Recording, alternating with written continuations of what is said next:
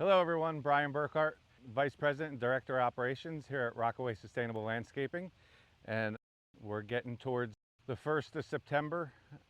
It's amazing how fast the summer has gone, 8 months down in 2026. August was definitely a bit hotter than we would have liked. I lied last month and said that our heat normally peaked the first week in August, and I'm pretty sure it peaked about the third week in August. I think we've had at least 10 to 15 days with heat indexes over 100 in August, so it really has been a challenging month, especially for our guys in the field, but also for our landscape. Luckily, our rain, as predicted, has increased in August. We got a fair amount more rain than we did in July. It's been a little more inconsistent than I like, but I think that's just the new norm, is not having those daily afternoon showers, daytime showers every few days or a couple times a week, which we're okay with if we get them in the evening and a couple times a week, as long as we're getting them, probably every 3 to 4 days. That's the summer we've had to deal with, and I think overall we're doing pretty good, and the landscape has definitely enjoyed the increased rain for sure. Now we'll take a look at what we're doing on our properties in terms of our agronomics team, our irrigation, maintenance, and enhancement, and what we have planned for September. Agronomic wise, we will be doing app 8, which is a granular fertilizer on all our turf to help get our turf looking green, a little growth, and continued healing from any latent freeze damage, drought stress, chinch bug damage that's happened over the course of the year. It's been a tough year for turf with the drought restrictions. I think overall we've done a really good job. App 7, as I said last month, was Accelifern Extra, which has so far we have very minimal sod webworm activity. That usually ramps up in September, but we're fairly confident the Accelifern will take care of that. And then our granular fert, combined with hopefully continued rain, will help the grass heal, be nice and green going soon enough into the non-grow season. 2 more months of grow, and then we officially call it the non-grow season after October.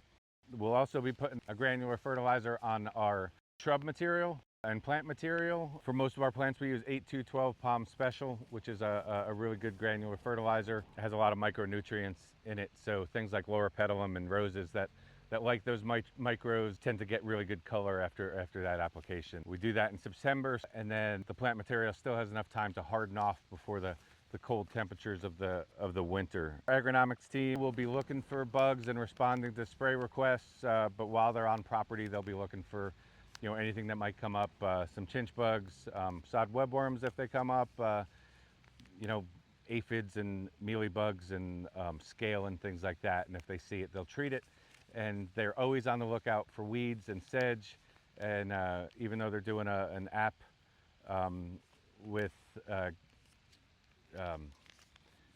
ride-on spreaders, they do have backpacks on their spreader so they can hit those things as they happen. Our irrigation team, it's really just another month of the same for them, inspecting our irrigation systems, making sure that we're taking care of broken heads and misdirected heads, looking for stuck valves or valves that aren't working. Believe it or not, quite a few controller and wiring issues this time of the year that stem from lightning strikes. Just yesterday we had to replace a controller that had been hit by a lightning strike, so they'll be looking for that. Luckily, on our Weathermatics controller properties, which is most of our traditional wired properties, we actually knew that was the case, or we knew that there was no power, so we went out and took a look and found that the reason there was no power was a lightning strike. So we got that taken care of, and they're back up and running. They do have, at that particular property, some wire damage in the field that may or may not be attributed to the lightning. A lot of times what will happen is the lightning will find its way in either through the outlet or just through ground contact through the wire, but that lightning will spread through that wire in the ground.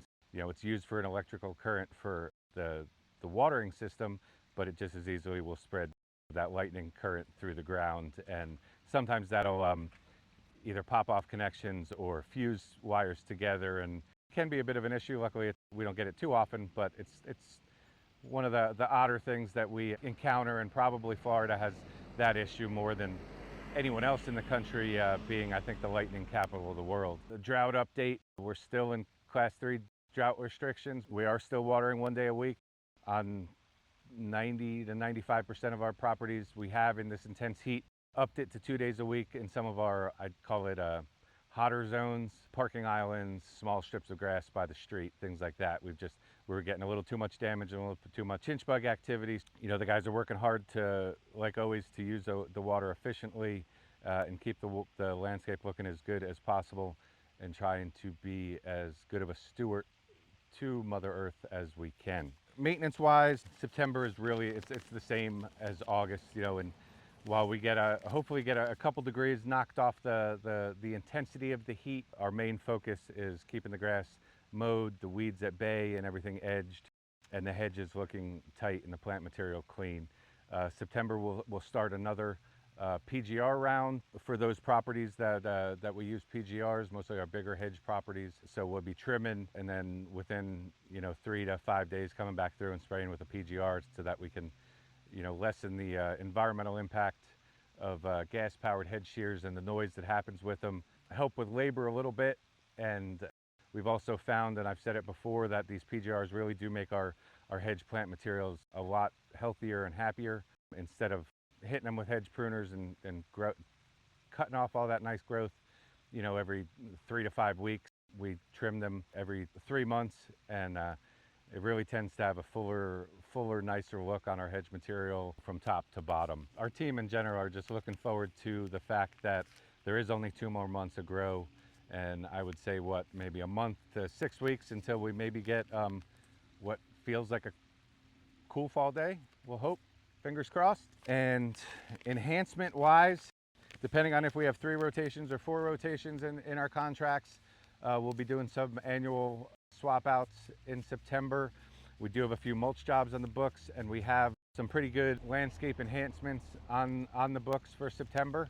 We still have some room though. If you'd like to get some enhancements done, just touch base with your account manager and we can get those designed and planned. It's a great time as well to plan for things that we might do later in the fall or in the winter, depending on your budget, and also planning your budget out so that if you have enhancements that you want to do next year, you can get with your account manager and we can either plan them out fully or at least get budget numbers to you so that, when we want to do it next year, it's in the budget for you. Palm pruning should be wrapped up by now, but if your palms were not pruned and you want to get them pruned, please reach out and we can get that scheduled. While July and August is best, there's still quite a bit of fruit that hasn't dropped in September.